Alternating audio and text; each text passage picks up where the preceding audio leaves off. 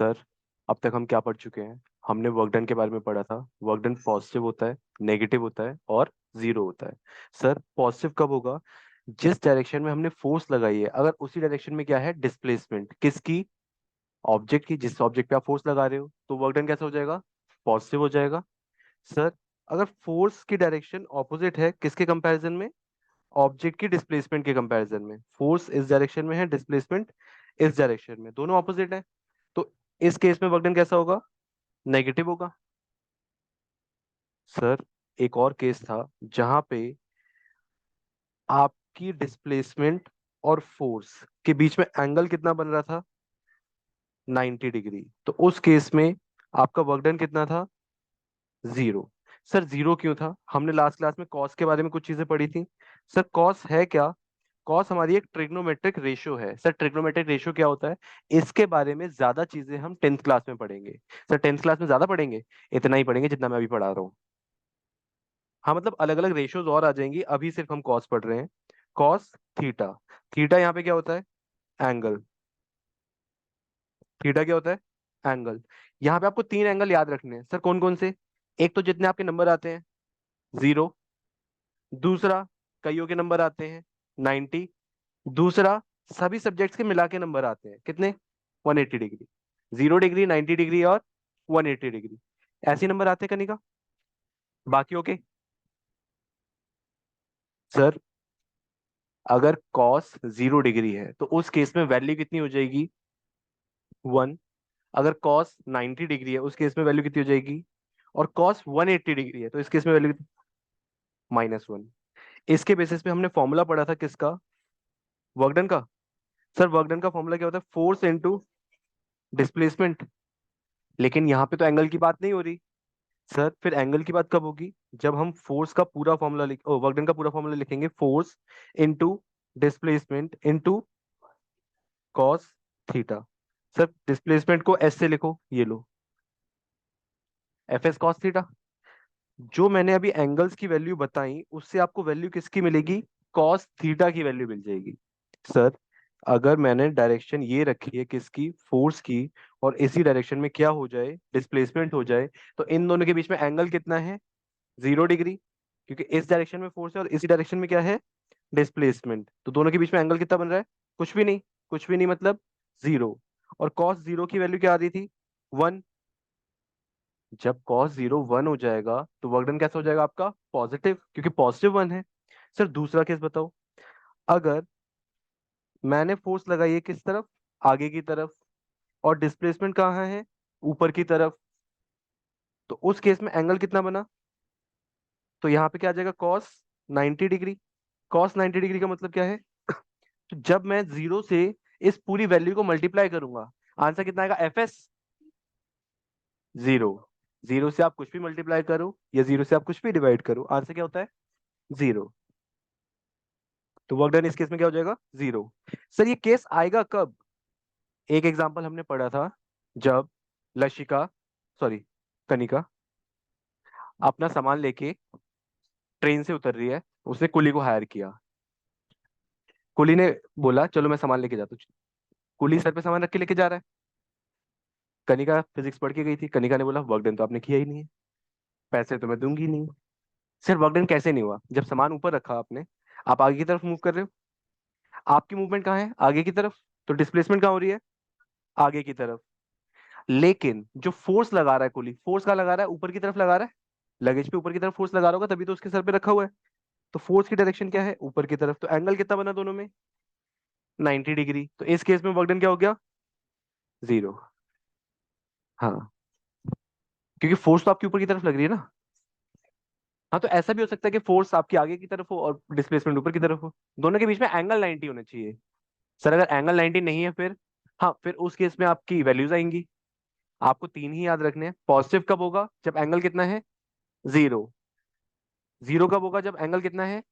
90 degree.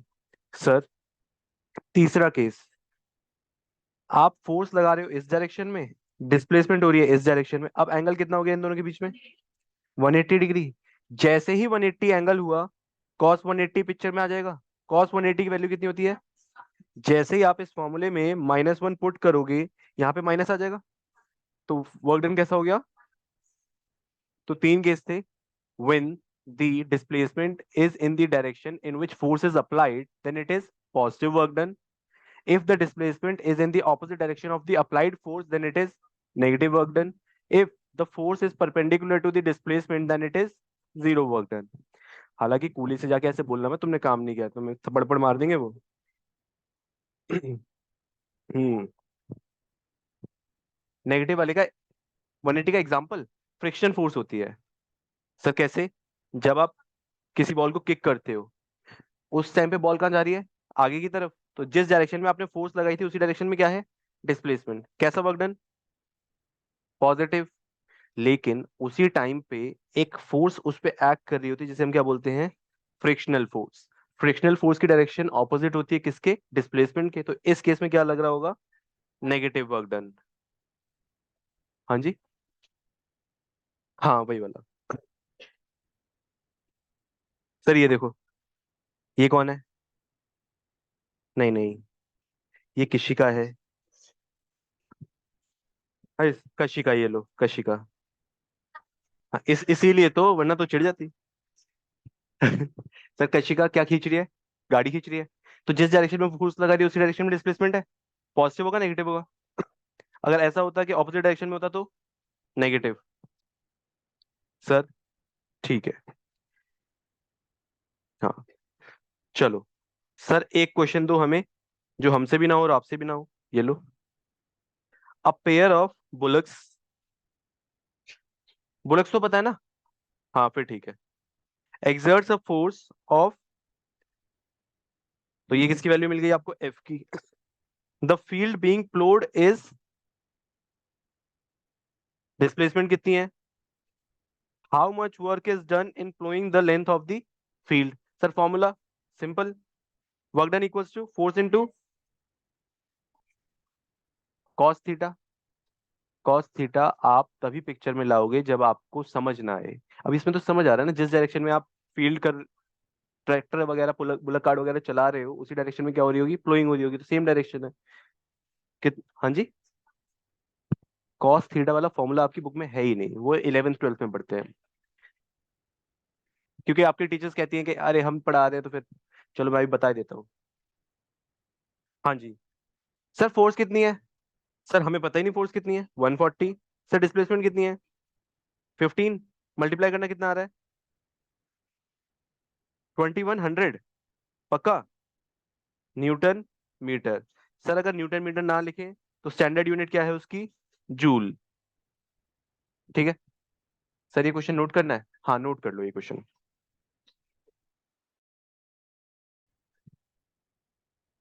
Sir पहला concept था आपका वर्क डन, वर्क डन आपका ओवर हो गया है। अब आती है एनर्जी। सर एनर्जी क्या होती है? एनर्जी क्या होती है? किसी काम को करने में जो एनर्जी लगती है वो एनर्जी होती है। हाँ। काइनेटिक, मैकेनिकल और पोटेंशियल, इसके अलावा कोई और energy? Book. Solar energy, electromagnetic, heat energy, wind energy, kinetic energy, nuclear energy, सारी एनर्जी है। Sir kinetic energy, potential energy, mechanical energy, muscular energy, Newton energy, nuclear energy. तो एनर्जी के कई सारे टाइप्स हैं। हाँ एनर्जी के कई सारे टाइप्स हैं। आपके सिलेबस में सिर्फ क्या है? Mechanical energy. नहीं सिर्फ मैकेनिकल है। हाँ मैं बता रहा हूँ। सर हमारे सिलेबस में क्या है? सिर्फ मैकेनिकल एनर्जी। ओए बेटा चुप हो जाओ, रिकॉर्डिंग में आपकी आवाज आएगी फिर आप पिटोगे।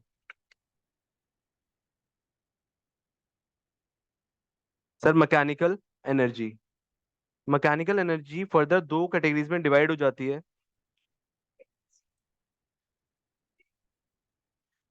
Kinetic and potential.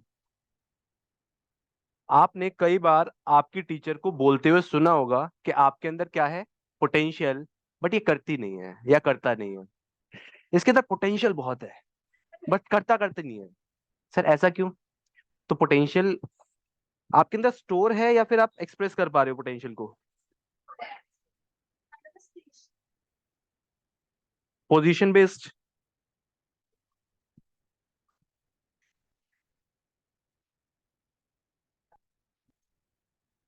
Sir potential क्या होता है? स्टोर्ड एनर्जी होती है। किस पे डिपेंड करती है? पोजीशन पे डिपेंड करती है या फिर आपकी हाइट पे डिपेंड करती है?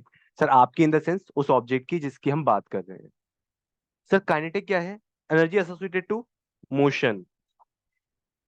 एक ऑब्जेक्ट अगर मोशन में है उस टाइम पे वो कितनी एनर्जी एग्जिबिट कर रहा है वो क्या कहलाएगी? काइनेटिक एनर्जी कहलाएगी। सर दो अलग अलग एनर्जी हैं तो दोनों के फॉर्मूलाज भी अलग अलग होंगे, बिल्कुल। काइनेटिक एनर्जी है, मोशन के रिगार्डिंग है। मोशन है तो वेलोसिटी आएगी half m into v square. ये क्या है? आपकी काइनेटिक एनर्जी। सर पोटेंशियल क्या है?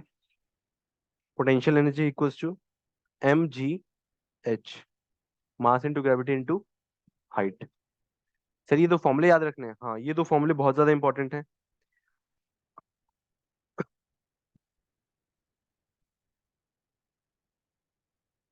नहीं। सर क्यों नहीं? क्योंकि वो पोजीशन बेस्ड है ही नहीं। अगर पोजीशन बेस्ड होती तब तो हाइट का रोल होता। सर इन दोनों को मिला के बना क्या? Mechanical energy. मैकेनिकल क्या है? आपकी टोटल एनर्जी है। अगर इन दोनों के कंपैरिजन में देखा जाए तो मैकेनिकल क्या है? आपकी टोटल एनर्जी। सर टोटल कैसे निकालते हैं हम?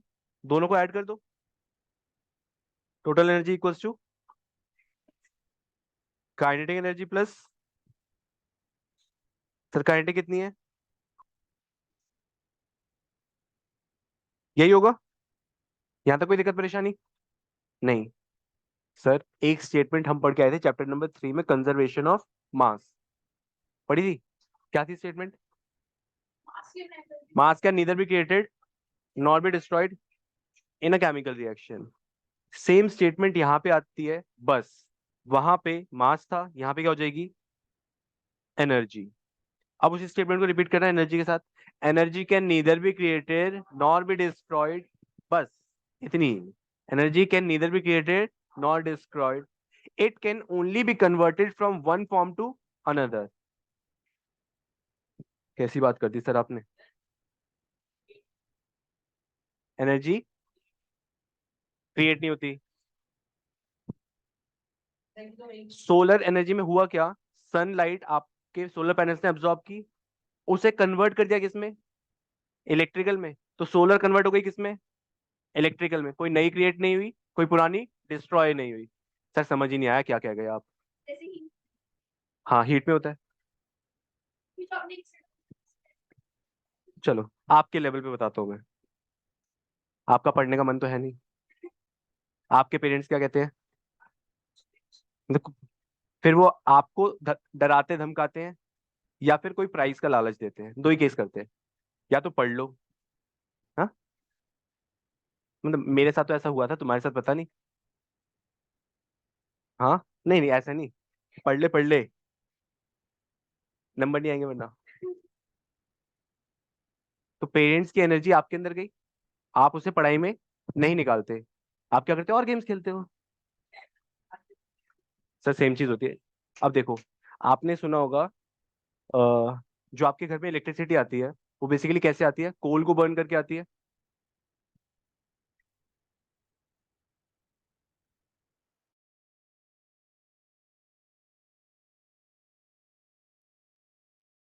सर हम बात कर रहे थे किसकी? जो आपके घरों में इलेक्ट्रिसिटी आती है वो किसकी वजह से आती है? कोल बर्न करके। थर्मल पावर प्लांट से ही आती है या फिर हाइड्रो पावर प्लांट से आती है? हाइड्रो पावर प्लांट से कैसे आती है? वाटर की जो काइनेटिक एनर्जी है उसे कन्वर्ट कर दिया किसमें? इलेक्ट्रिकल एनर्जी में। दूसरा केस, ब्लास्ट फर्नेसेस या जो आपके थर्मल पावर प्लांट है, वहां पे क्या होता है? आप कोल को बर्न करते हो। कोल को बर्न करने से क्या होता है? टर्बाइंस रन होती हैं। तो हीट एनर्जी कन्वर्ट हुई किसमें? विंड एनर्जी में। विंड एनर्जी कन्वर्ट होती है किसमें? इलेक्ट्रिकल एनर्जी में। तो कोई नई एनर्जी क्रिएट नहीं हो रही, कोई पुरानी डिस्ट्रॉय नहीं हो रही, सिर्फ कन्वर्जन चल रहा है। आपके अंदर जो पोटेंशियल था, अगर आप उसे यूटिलाइज कर लेते हो और आप पढ़ना शुरू कर देते हो तो आपकी वो पोटेंशियल किसमें कन्वर्ट हो जाती है? काइनेटिक में। जब तक आप स्टेशनरी थे तब तक आपके अंदर पोटेंशियल था। जैसे ही आप मोशन में आए वो कन्वर्ट हो गई किसमें? काइनेटिक में। तो सिर्फ कन्वर्जन है from one form to another, कभी भी कोई न्यू क्रिएशन और पुराना डिस्ट्रक्शन नहीं है। इसीलिए स्टेटमेंट क्या लिखी जाती है, energy can neither be created not destroyed, it can only be converted from one form to another. Sir समझ आई स्टेटमेंट, याद हो गई? सर कैसी बात कर रहे हो, हमें अपना नाम तो 4 साल में याद हुआ है। ठीक है, यहां तक समझ आया? अब रीडिंग करें। सर अभी तक क्या कर रहे थे, अभी तक समझ रहे थे। The energy possessed the energy possessed by an object is thus measured in terms of capacity of doing work। कितना काम वो कर सकता है उसको मेजर करना ही क्या कहलाता है, एनर्जी का मेजरमेंट। सर तो इसकी वजह से क्या हुआ कि यूनिट ऑफ एनर्जी क्या रहेगी, जो कि वर्क डन की यूनिट है। सर मतलब कितनी, joule. 1 joule of energy required to do 1 joule of work. Sir energy का कोई अलग फॉर्मूला नहीं है, एनर्जी जो आप निकालोगे उसके अकॉर्डिंग आपके फॉर्मूलाज चेंज हो जाएंगे। काइनेटिक का फॉर्मूला क्या हो जाएगा, हाफ एम वी स्क्वायर, और पोटेंशियल का फॉर्मूला क्या हो जाएगा, m g h. Forms of energy, mechanical energy है, हीट एनर्जी है, केमिकल एनर्जी है, इलेक्ट्रिकल एनर्जी है, लाइट एनर्जी है, एंड मैनी मोर जो आपने मुझे बताई। मैकेनिकल के दो पार्ट्स हैं, पोटेंशियल और काइनेटिक। सिर्फ हमें मैकेनिकल के ही दोनों पार्ट्स पढ़ने हैं, बाकी सब आपके सिलेबस में नहीं है। सर कभी भी नहीं है, 12th तक तो नहीं है आपके सिलेबस में। सर ऐसा मत बोलो, 12th में है, हाँ है।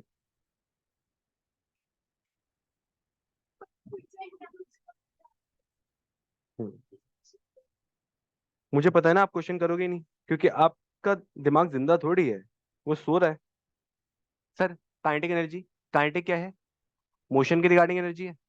सर मोशन के रिगार्डिंग एनर्जी है, इसका मतलब ये हुआ कि अगर एक ऑब्जेक्ट ज्यादा तेज मूव कर रहा है तो उसकी एनर्जी ज्यादा होगी, अगर एक ऑब्जेक्ट धीरे मूव कर रहा है तो उसकी एनर्जी कम होगी। क्या ये बात सही है या गलत है? एनर्जी बन थोड़ी सकती है, तो बन कहाँ रही है? आपके अंदर पोटेंशियल था कि आप एक दिन में 10 पेज पढ़ सकते हो, आपने उसका सिर्फ 1/10 इस्तेमाल किया, मतलब आप एक पेज पढ़ना स्टार्ट कर रहे हो। आपकी स्पीड क्या है, स्लो है, तो काइनेटिक एनर्जी क्या है, कम है। आप स्पीड बढ़ा दो, आप 5 पेज पढ़ना स्टार्ट कर दो, तो आपकी काइनेटिक एनर्जी क्या हो जाएगी, इंक्रीज हो जाएगी। तो स्पीड इंक्रीज होने से काइनेटिक एनर्जी इंक्रीज हो रही है, डायरेक्टली प्रोपोर्शनल है। ये सुनो, पक्का, श्योर। तो अगर एक ऑब्जेक्ट ज्यादा तेज मूव कर रहा है तो उसकी एनर्जी ज्यादा होगी, अगर एक ऑब्जेक्ट धीरे मूव कर रहा है तो उसकी एनर्जी कम होगी। ये आपने मुझसे कहा है। अगर एक ऑब्जेक्ट धीरे मूव कर रहा है तो उसकी काइनेटिक एनर्जी कम होगी, अगर एक ऑब्जेक्ट तेज मूव कर रहा है तो उसकी काइनेटिक एनर्जी ज्यादा होगी। ये आपने मुझसे मुझे बताया। तो मतलब ये है कि अगर एक कार, ये क्या है, कार है, वो मूव कर रही है किस स्पीड से, 10 मीटर पर सेकेंड की स्पीड से, और वही कार मूव कर रही है किस स्पीड से, 50 मीटर पर सेकेंड की स्पीड से, तो किस में काइनेटिक एनर्जी ज्यादा होगी, सेकंड ऑप्शन में काइनेटिक एनर्जी ज्यादा होगी। कोई डाउट? No sir. सर इसी एग्जांपल को आगे लेके जाते हैं, एक बुलेट है, बुलेट मतलब वो गोली वाली, ये नहीं कि जो तुम बुलेट रॉयल एनफील्ड की लेके आ जाओ। ठीक है, ये बुलेट है, ये बुलेट मूव कर रही है 150 मीटर पर सेकेंड की स्पीड से। अब बताओ किसकी काइनेटिक एनर्जी ज्यादा है, बुलेट की या फिर कार की? किससे ज्यादा तेज चोट लगेगी, बुलेट से लगेगी कार से लगेगी? बुलेट से लगेगी। कार का मास भी तो ज्यादा है।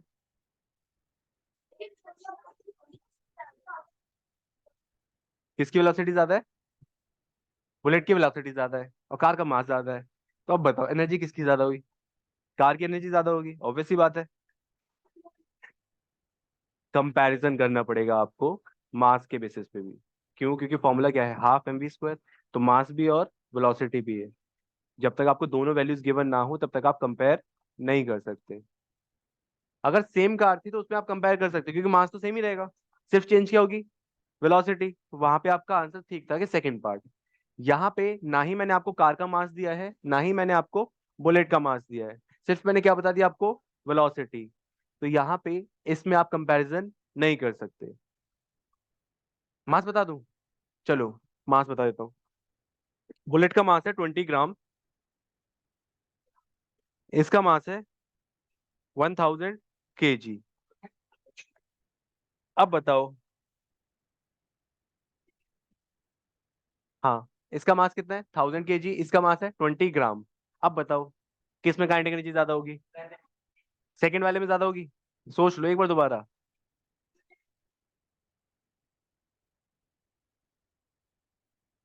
बुलेट की ज्यादा होगी। कार। कार वाले कितने हैंड रेस करना? 1 2 3 4 5 6 7 8 9 10। और बुलेट वाले कितने हैं? भाई, तुम दोनों में कैसे हो सकती हो?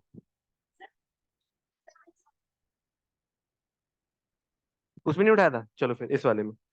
सर, हाँ सॉल्व कर लो ना, मैं यही तो कह रहा हूँ, फॉर्मूला आपको पता ही है। Half m v square. नहीं, मैंने सिर्फ फॉर्मूला ही लिखा दोनों तरफ। अपने आप करो, मैं नहीं कर रहा। सर, हमने कर ली कैलकुलेशन और हमें पता चल गया कि बुलेट की काइनेटिक एनर्जी ज्यादा नहीं है। किसकी ज्यादा है? कार की। सर दिखाना एक बार, ये देखो। बुलेट और कार। सॉल्व किया, बुलेट का कितना है 225। कार का कितना है 1250। 12,50,000 जूल। फिजिक्स के न्यूमेरिकल्स में यूनिट्स लिखना कंपलसरी है। सर ठीक है।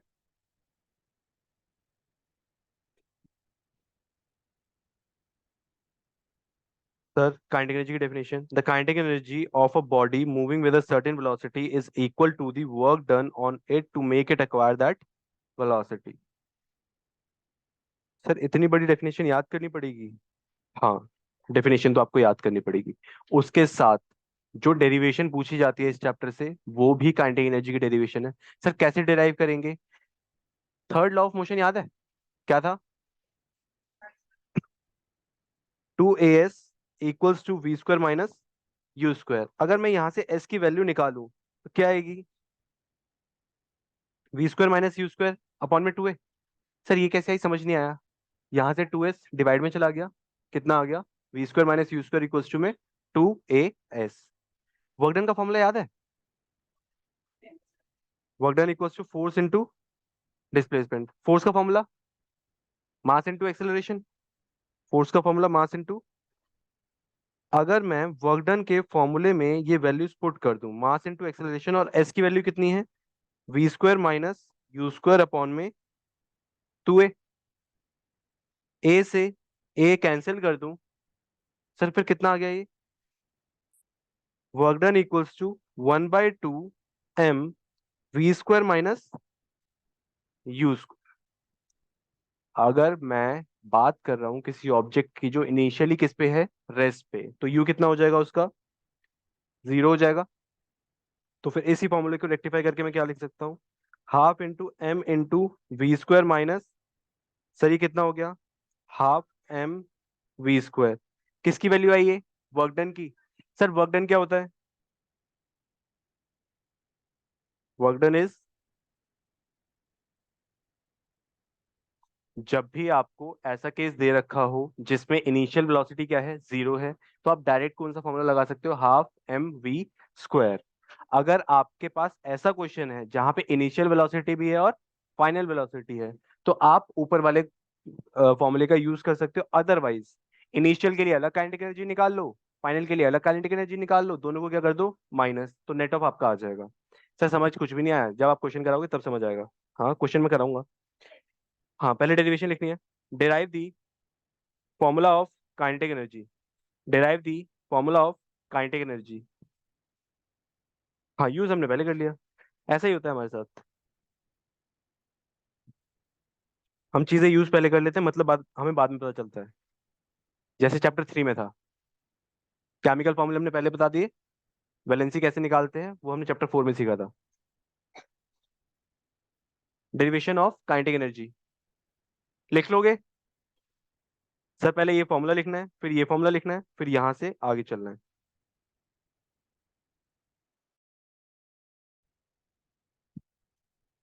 सर एग्जाम्पल 10.3 देखना। An object of mass 15 kg is moving with uniform velocity of 4 metre per second. ये क्या मिल गया आपको v, ये क्या मिल गया आपको m। क्या कैलकुलेट करना है? सर हम करेंगे। बच्चों के आगे सर की एक भी ना चली। Sir half m v square. हाँ करना है ऑब्वियसली। तुम इंतजार कर रहे हो सर करेंगे उसके बाद करेंगे हम। 30 × 4, 120। सर यूनिट बताओ, यूनिट। जूल। सर अब अगला एग्जांपल हम खुद करेंगे। क्वेश्चन नहीं लिखा? कौन सा? पिछला वाला? कोई बात नहीं, अभी ये वाला स्टार्ट करो, फिर अभी पिछला वाला लिखते हैं।